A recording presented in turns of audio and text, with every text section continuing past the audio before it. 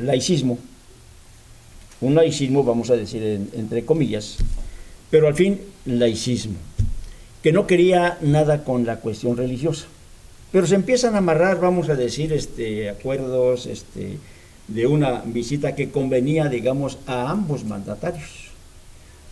Uno de ellos tenía como ganancia que le levantaran el castigo que los Estados Unidos había impuesto, con esas restricciones de que no tenían ellos entrada de ninguna especie en cuanto a comercio, un castigo que le aplicaron por más de 50 años.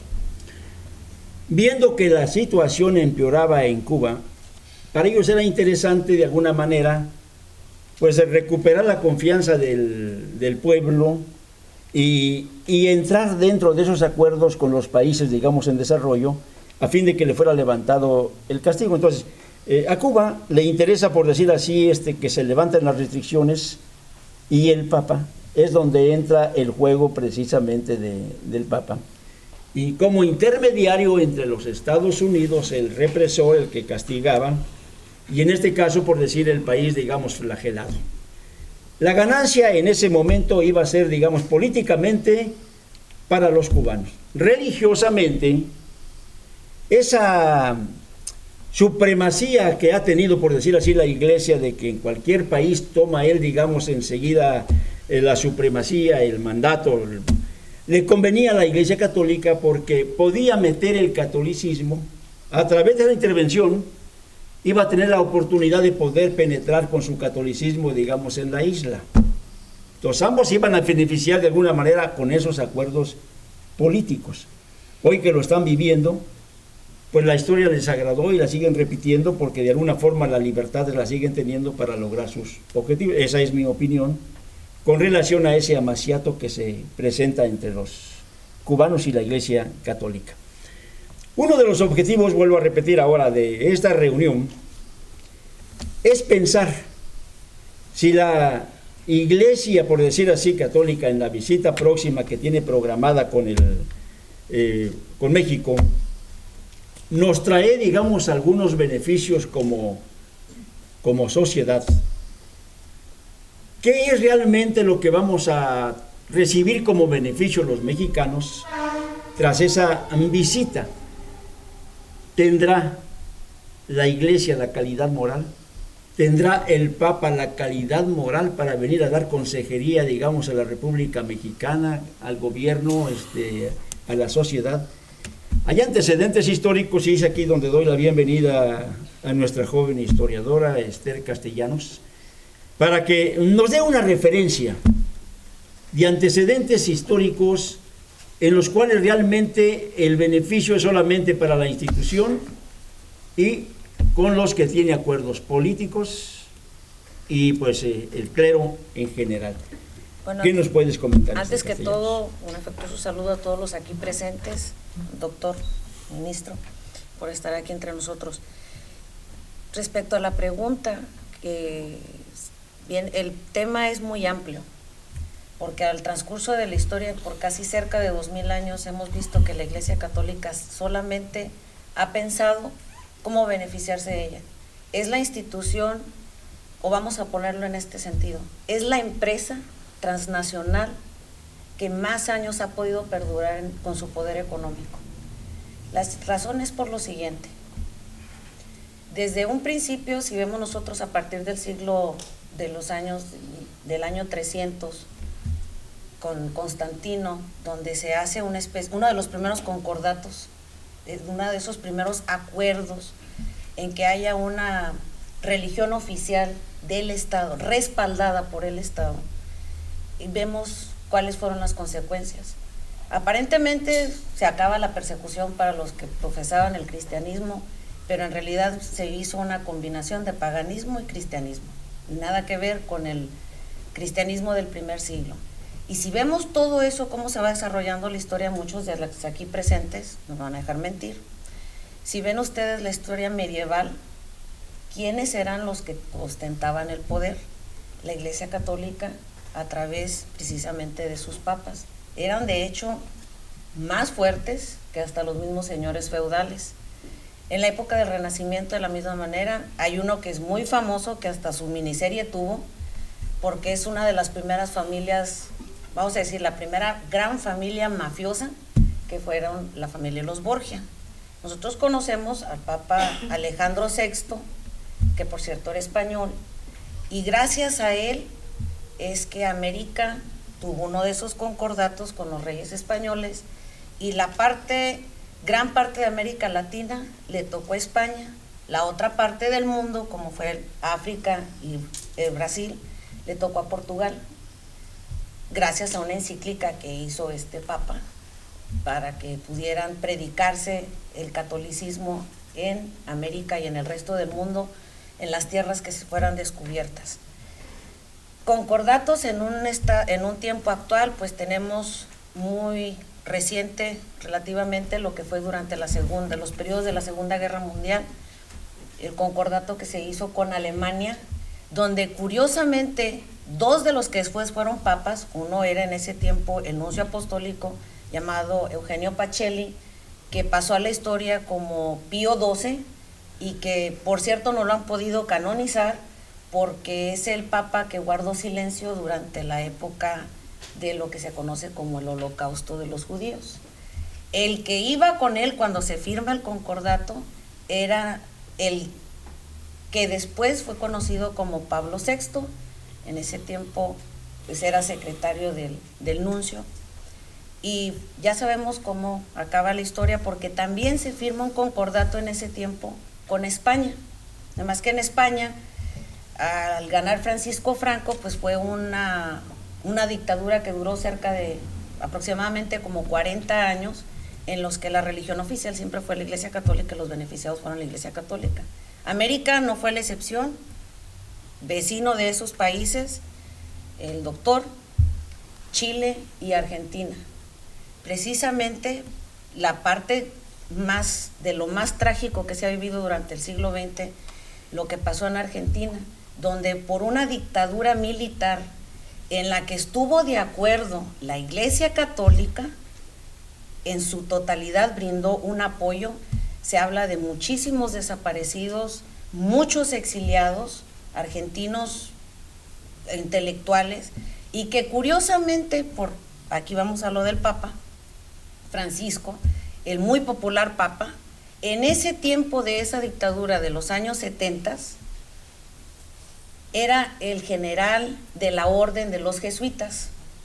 En su tiempo, era el provincial, 2 de sus sacerdotes fueron desaparecidos por casi 6 meses. Y cuando los de derechos humanos trataron y otros religiosos, ¿qué era lo que había pasado con ellos? Él no dijo nada, guardó silencio. Curiosamente, cualquier sacerdote que en ese tiempo apoyara a los familiares de los desaparecidos, de los secuestrados, se le perdía sus derechos como sacerdote, y al perder sus derechos como sacerdote, muchos de ellos murieron asesinados, otros fueron secuestrados. Y curiosamente por ahí hay alguna declaración en un libro que se llama Iglesia y Dictadura, de un periodista llamado Mignone, de apellido Mignone. Él decía, Borgoglio, que sea de él, Mario Borgoglio, guardó silencio y aparte reprendió a quienes eran partidarios de los defensores de los derechos humanos. Ese Papa que hoy toda la gente admira y dice que busca la unidad y el ecumenismo y que va a traer beneficios, fue un Papa que en su momento nada hizo en una situación tan difícil que estaba pasando en su propio país. Y que venga a un país como el de México a hablarnos sobre derechos, a querer parar la violencia, pues, no tiene lógica. Doctor, Perú, ¿qué con los concordatos? ¿Qué beneficios han dejado esos concordatos en tu país? Creo que es interesante para nuestra audiencia, y vamos a pasar a un segmento de preguntas y respuestas después de tu opinión. El tiempo se nos ha ido y tu opinión. Bueno, el concordato, la historia del concordato en el Perú Es la de la firma de un documento que fue hecho entre dos gobiernos dictatoriales, porque lo firmó por un lado el gobierno de Morales Bermúdez en el último día de su ejercicio, y el otro estado que no es democrático, que es el Vaticano también. Entonces, este documento no fue publicado en el diario peruano, porque cuando se publica estos acuerdos o cualquier ley en el diario El Peruano oficial, ya pues tiene una credibilidad, una oficialización, pero nunca fue publicado en este diario. Se publicó solamente el encabezamiento del acuerdo, pero no se conoció el texto durante muchos años. Esto fue el 25 de julio de 1980. Fue viernes, sábado 26, domingo 27. El 28 de julio, que es el Día Nacional, tomaba el cargo el presidente Belaúnde. O sea, fue el último día del ejercicio de poder de Morales Bermúdez. Desde entonces, ningún congreso ha ratificado el contenido de este convenio. Es un convenio ilegal, es un concordato ilegal. Pero esperaron a que pasara por lo menos unos 10 años para que hubiera un periodo de prescriptibilidad, y recién se dio a conocer en algunos libros, y recién fue conocido por la comunidad nacional. Yo lo logré conseguir de Relaciones Exteriores, tengo el original, pero en suma es un documento que beneficia solamente al Estado Vaticano, como lo que dije antes, ¿no? Sí. La exoneración de impuestos, la asignación de ingresos económicos, en fin. ¿Beneficio al pueblo? No, en absoluto. En absoluto. Yo soy una víctima del concordato, ¿no? Porque en un colegio laico entra la Iglesia Católica con grupos fundamentalistas, capturan a chicos, entre ellos a mi hijo, y ¿dónde está el Estado laico? Gracias al concordato no puedo hacer nada. Vamos a pasar a las preguntas y respuestas, pero quiero dejar nada más, digamos, este pensamiento. ¿Qué confianza se le puede tener a un líder que viene a visitar México cuando todos sus antecesores como él no han sabido dar esa confianza ni a la feligresía ni a la sociedad? Es lamentable que pretenda venir a dar consejería, por decir, a nuestros políticos, iniciativa privada, medios de comunicación, a la sociedad, cuando todos sabemos que cada uno de los discursos por 6 visitas anteriores del papado estuvieron solamente encaminadas a intereses políticos, materiales y desde luego terrenales. Lo espiritual brilló por su ausencia. Hablamos de una clerecía inmiscuida en perversión sexual, en corrupción en cuanto a sus finanzas, encubrimientos a nivel mundial, homosexualidad, lesbianismo y pues otras calamidades que son difíciles de superar. Bien, pasamos a las preguntas para cerrar este foro. ¿Alguien quiere preguntarle algo al doctor?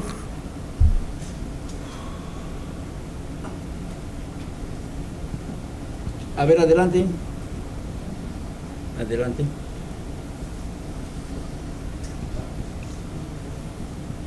Sí, con relación a la visita del Papa, usted que está cerca de Argentina, Brasil, Ecuador, Bolivia, Paraguay y la misma Cuba, en su opinión, ¿qué beneficios dejó en esos países el Papa?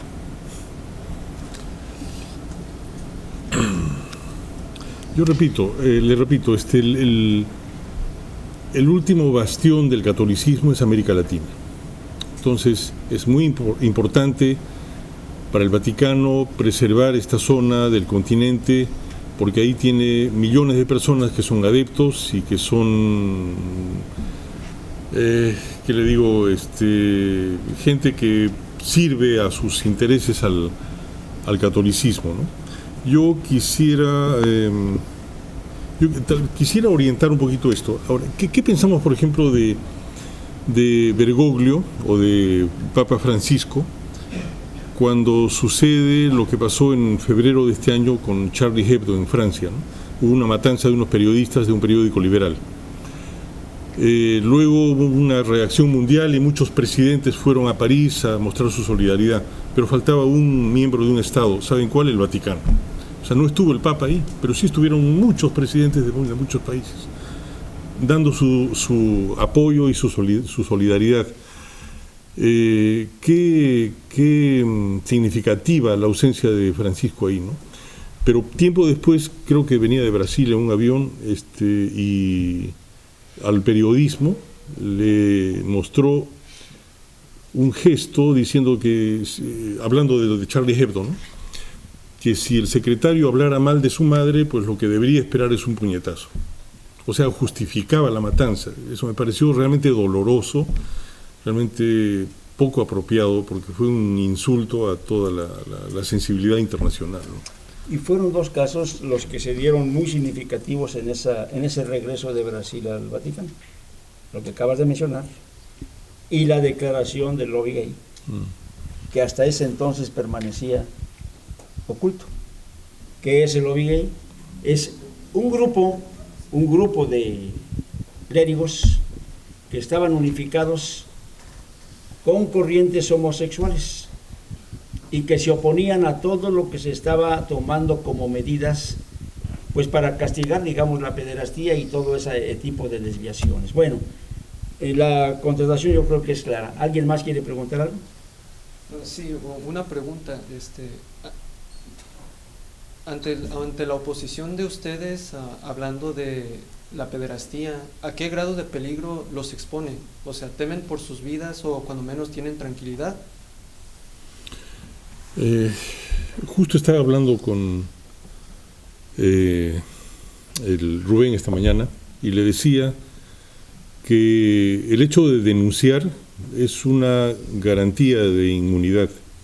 Si tú no denuncias, te expones a que te chantajeen o te agredan, ¿no? Pero si tú denuncias, ya no te pueden tocar tan fácilmente. Por eso no tengan miedo de denunciar, ¿no? Yo les pido también a muchas víctimas de abuso sexual de la Iglesia que dejen el anonimato, porque aquí muchas víctimas son anónimas, pero yo les pido, salgan a la luz, porque eso va a ser la garantía de que esto va a llegar a buen término, y es una garantía de que no los van a agredir y van a ser inmunes a estos ataques. Bueno, y contestar la pregunta, otra más para ir cerrando. Sí, adelante, sí. En cuanto a los concordatos en el Perú, ¿fue por acuerdo democrático o son auspiciados por gobiernos confesionales? ¿Quién ha elegido al Papa Francisco? Yo no, ni creo que ninguno de ustedes. Ha sido un grupo pequeño de cardenales que lo ha elegido. Eso no es democracia. Teocracia. Es una teocracia, es un reinado, ¿no? Pero eso no es democracia. Y el acuerdo con el Perú, el concordato con el Perú, fue firmado no con un gobierno democrático, sino con un gobierno militar de Morales Bermúdez. Bueno, la respuesta a alguien más, porque será la última pregunta por ahí. ¿Quién desea preguntar algo? Para señora Aguilera, periodista, sí, usted adelante. como periodista en su larga carrera ha conocido muchas personas como el señor que está Sí. aquí en el panel, el ministro, que tienen conocimiento de las cosas que acontecen, y usted que ha estado y ha escuchado a estos personajes, ¿qué beneficios han traído las 6 visitas que el Papa ha hecho a México? Hicimos un programa hace poco con relación precisamente al fracaso espiritual. Vamos a cerrar preguntándole al ministro, por ejemplo, él en su misión pastoral, en la misión, por decir así, del apóstol, que es, digamos, el representante de la Iglesia, cuál es el trabajo que llevan a cabo, digamos, los hombres de Dios, y cuál es el trabajo de los hombres nominados, en este caso por los hombres, en el caso de los papas. Las 6 visitas que tuvieron en México fueron realmente, espiritualmente, un fracaso. Si hablamos en cuanto, digamos, a protección de los grupos, digamos, sociales, no se vio en ninguna parte este tipo de defensa. Y después de cada visita, curiosamente, se incrementó lo que viene siendo la violencia. Se incrementó, digamos, la desintegración familiar. Aumentaron los casos de abusos sexuales. Una corrupción realmente política sin paralelos en México. Lo que quiere decir que sus mensajes de nada sirvieron a una sociedad ni a gobernantes que, siendo de corte confesional, hoy son señalados como corruptos en donde quiera que ellos van. Hace poco en la Ciudad de México, en el autódromo, pues se presentó uno de ellos, y los gritos que recibió precisamente Felipe Calderón fue de asesino y corrupto. Un hombre que tiene relación estrecha con el Papa y que sin duda estarán presentes ahora que venga Bergoglio, porque parece que caminan en muy común acuerdo en todas las felonías que ellos hacen. Se protegen unos y se protegen los otros. Ministro, para terminar, adelante. Sí. Yo quisiera, antes de que termine el ministro con esta entrevista, quisiera expresarles a ustedes lo que sabemos de Bergoglio en SNAP. Yo conozco víctimas de abuso sexual en Argentina que han presentado sus cartas al Vaticano y jamás han sido contestadas, lo puedo decir con nombre. Las víctimas del sodalicio de vida cristiana en el Perú también hace 3 años ya han presentado su documentación y sus expedientes en la Congregación para la Doctrina de la Fe, en el Instituto de Vida Consagrada y en la Secretaría de Estado del Vaticano, y Bergoglio no ha contestado.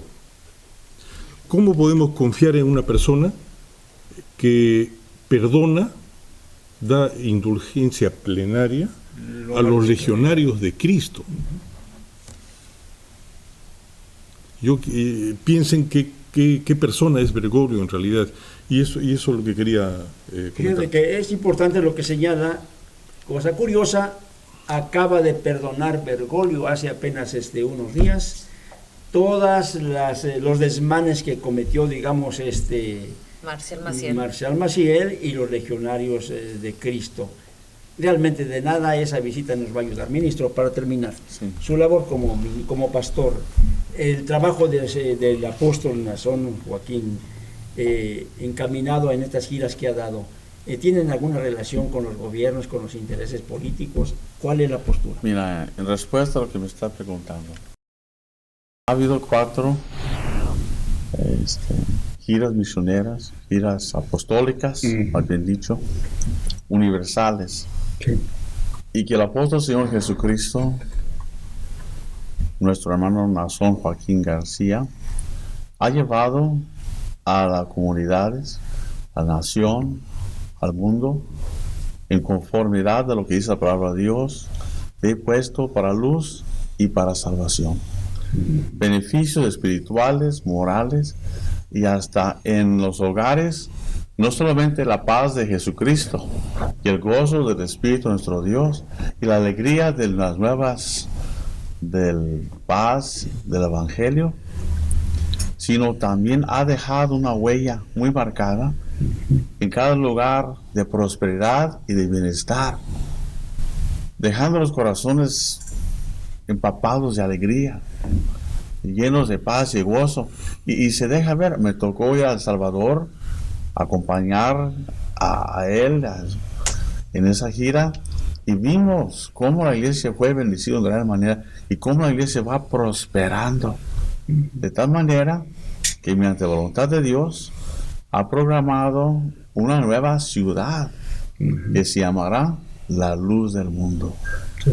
Progreso en lo espiritual, en lo moral, en lo material, en todo ámbito, todo ha sido beneficiado. No solamente la iglesia, la luz del mundo, sino aún las comunidades, las personas que lo han conocido. Miles de almas se han ido bautizándose, convirtiéndose de las tinieblas a la luz. Como el Señor le dijera al apóstol Pablo, le he puesto para luz y salvación hasta el último de la tierra, que abra los ojos de los ciegos, que se convierta las tinieblas a la luz, de la potestad de Satanás a Dios, y que reciban por la fe la herencia de los santos, la herencia de la vida eterna. Así que, qué hermosas bendiciones, qué hermosas podemos decir, legados. Hablamos de dos posturas, terminamos con esto, dos posturas muy diferentes. La actitud de un hombre que piensa, miren, las escrituras así lo definen. Dice que el espiritual piensa en las cosas espirituales y el terreno piensa en las cosas terrenales. Damos un aplauso para despedir a nuestro distinguido visitante.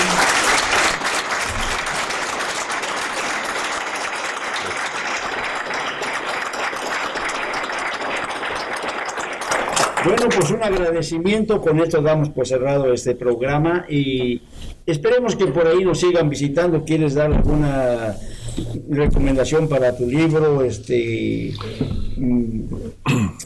Unas últimas palabras ya para despedirnos. Bueno, este libro, como les digo, acaba de salir el 22 de octubre en el Perú, ha cambiado la historia de nuestra vida pública allá. Estamos haciendo gestiones con Rubén para que sea accesible aquí en San Diego también. Hemos hablado con Editorial Planeta, espero que lo traigan aquí y puedan también disfrutar de su lectura, ¿no? Y enterarse de lo que está pasando en mi país. Les dejo, sin embargo, algunos ejemplares a Rubén para que los utilice de acuerdo a su criterio. Te agradezco mucho. Bueno, pues un agradecimiento para todos ustedes. Esperemos que esto realmente pueda servirnos, sobre todo los jóvenes, que tengan conocimiento de cómo está la situación sobre este flagelo social. Hasta la próxima, pásenla bonito en compañía de sus familias, aquellos televidentes que están ahí conectados. Gracias. Felicidades.